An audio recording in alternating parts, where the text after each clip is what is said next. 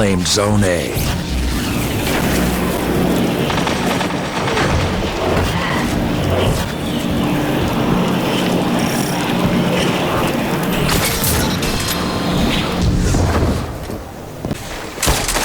Opponent claimed Zone A. Zone C captured.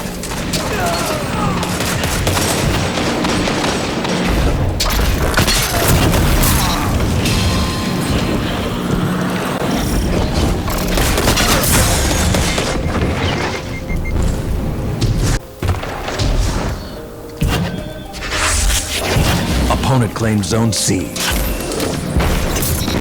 Zone A captured. Zone advantage is yours. Zone A captured. Zone advantage is yours. Alright folks, another day in Destiny, and Shotgun Wasabi here with another Destiny 2 build.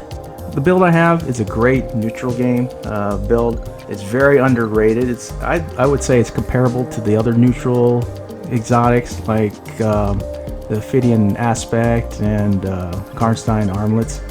Really, it's a fun build as well. Very underrated and overlooked a lot of times. And the build revolves around the Stag. Now this old exotic, for the new folks and a refresher for the old, of course, has the armor perk Dearly Departed. This grants rift energy when you're critically wounded. On your death, creates a healing rift on your corpse. The key thing for this build is grants rift energy when you're critically wounded. What that means is when you're red bar, you start proccing that Dearly Departed perk, and your rift energy goes up really fast.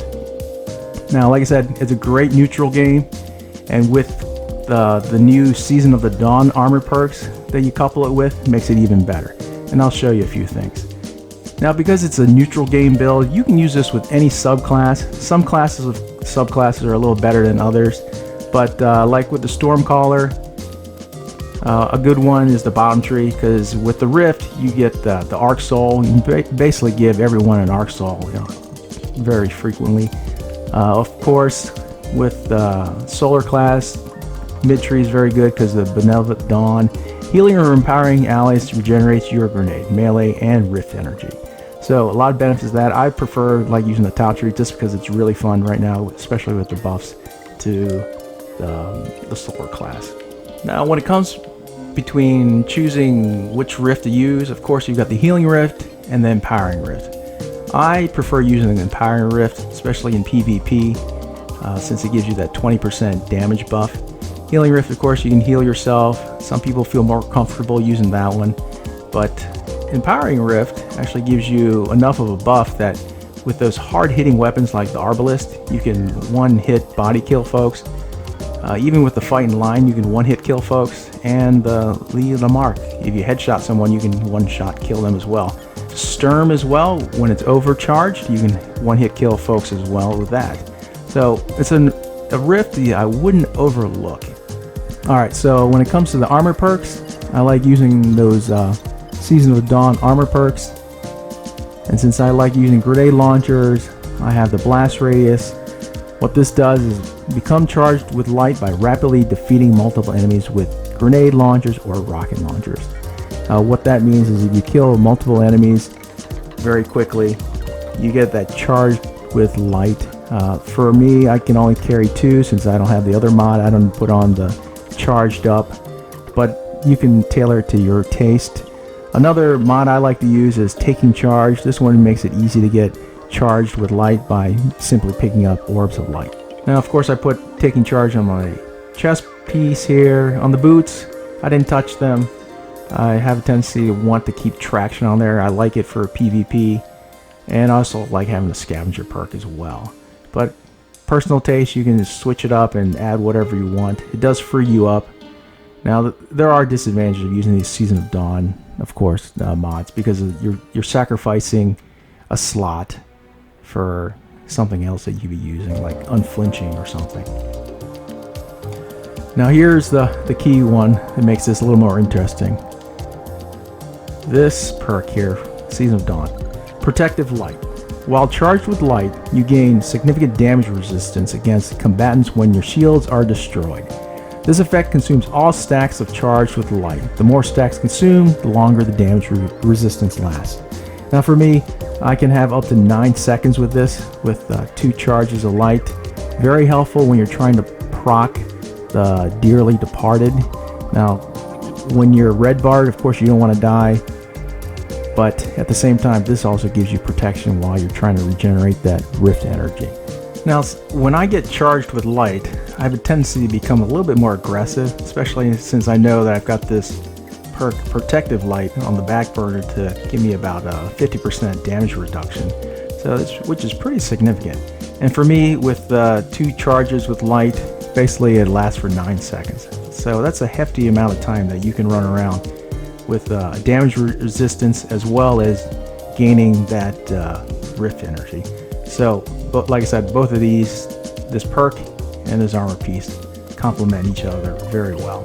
Now to get that charged by light buff, there's several ways of doing it, not only by taking charge, and the other one I was using blast radius, but you do have shield break charge, become charged with light by breaking the enemy shield with a matching energy type, get quick charge, become charged with light by rapidly defeating multiple enemies with fusion rifles or shotguns, and also empowered finish, become charged with light by finishing a combatant consuming 1/10 of your super energy. So there are different ways you can do it, also with linear fusion rifles and sniper rifles. Alright, now I'm going to demonstrate how to proc that charge by light. And here I'm going to just generate some energy. Kill these guys real quick, and orb should drop. We got 2, we got 3 here. Alright, 3.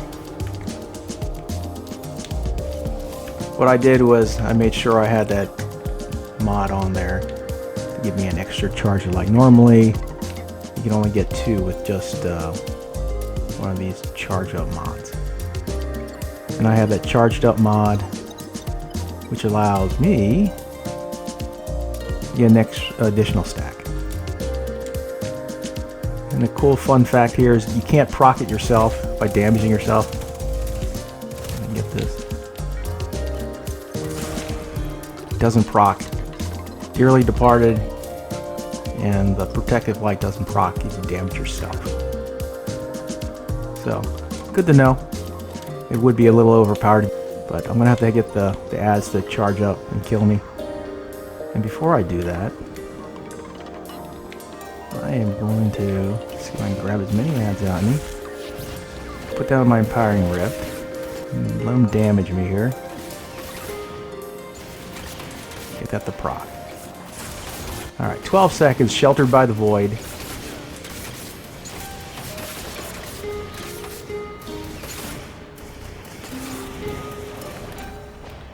Pretty hefty damage reduction there.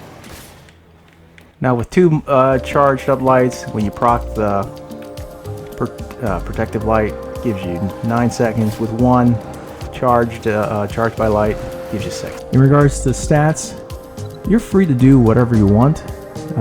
My personal preference is to have a little bit higher mobility. Now here's the balancing act you need to look at.